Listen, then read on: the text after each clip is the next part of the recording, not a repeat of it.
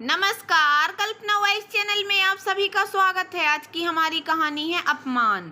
माँ जी कितनी बार कहा है आपसे, ये रानी विक्टोरिया की तरह साड़ी जमीन पर लहराते हुए मत चला करो।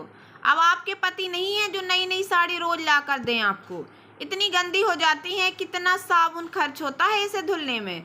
आपको अंदाजा भी है कौन सा कमा के लाना पड़ रहा है। रोज दिमाग खराब हो जाता है आपका ये फूहड़पन देखकर।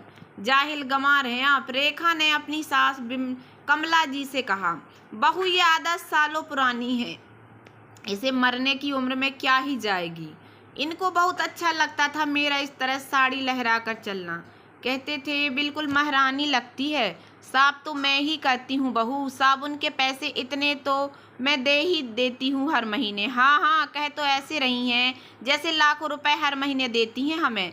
3,500 रुपये में आपकी दवाई, च्यवनप्राश, कपड़े, आपके खाने पीने का खर्चा, देखे कि साबुन और आपके शौक श्रृंगार। बोल तो ऐसे रही हैं जाने कितना एहसान कर रही हैं हम पर। अब मेरे पास बहस का टाइम नहीं है, जाइए। आज रधिया नहीं आएगी बर्तन साफ करने। जब तक मैं बाजार से आऊँ बर्तन कर लेना, झाड़ू लगा लेना, सब्जी काट के रख देना, समझी। फिर से बताऊं, पिछली बार की तरह सब काम अधूरा छोड़कर चारपाई पर मत पकड़ लीजिएगा। कमला जी पर बहू मैंने काम की वजह से आराम नहीं किया था। मेरी कमर में असहनीय दर्द था, बीपी भी बढ़ गया था। बहाने बनाना तो कोई आपसे सीखे। चलिए अपना काम कीजिए, और हाँ, आटा ज़्यादा मत लगा लेना। सुबह की 4 रोटी रखी हैं आपके लिए। रेखा इतना कहकर बाजार चली गई। कमला जी बिना कुछ कहे अपने पल्लू से आंसू पोंछते हुए किचन में बर्तन मांजने लगी। सोचने लगी, राकेश के बापू थे, रानी की तरह रखा है हमें। मजाल है कभी किसी भी बच्चे ने उनके सामने मुझसे ऊंची आवाज में बात की हो। जब शाम को काम से वापस आते थे तो खोए वाली मिठाई जरूर लाते। इतनी इतराती थी मैं अपनी किस्मत पर। लाखों कंबल, रजाई, शॉल हर साल गांव वालों को बांटते। वहीं कमला जी को आज एक फटी हुई रजाई मिली हुई है ओढ़ने को, उसमें भी पैर बाहर आ जाता था, जिसे किसी तरह सिलकर गुजारा कर रही थी। तभी अचानक अपने नाती अंशु की आवाज से वो वर्तमान में वापस आई। दादी देखा मैंने क्या लाया हूँ आपके लिए, खोए की मिठाई।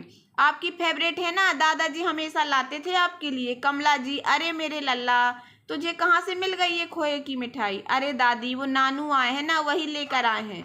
कमला जी बोली, तो तू मुझे क्यों दे रहा है? तेरी मम्मा ने तुझे दी होगी खाने को। दादी आपको तो पता है मीठा नहीं खाता ज्यादा। ये तो इतनी सारी आप नहीं लोगी, ले लो ना थोड़ी सी। बाल हट के सामने कमला जी नतमस्तक हो गईं। वैसे तो ये उनकी पसंदीदा मिठाई थी, बस थोड़ा सा मुंह में मिठाई घुली ही थी कि बहू रानी रेखा धमकी, तेरे नाना क्या इसलिए ही इतना पैसा खर्च करके तेरे लिए खाने को लाते हैं कि तू गैरों को खिलाता फिरे? रेखा ने तुरंत कमला जी के हाथ से मिठाई छीन ली। आप क्या करेंगी खाकर इसे? अच्छा तो मेहमानों को खिला दूं। आपकी भी आदत बिगड़ रही है दिन पर दिन।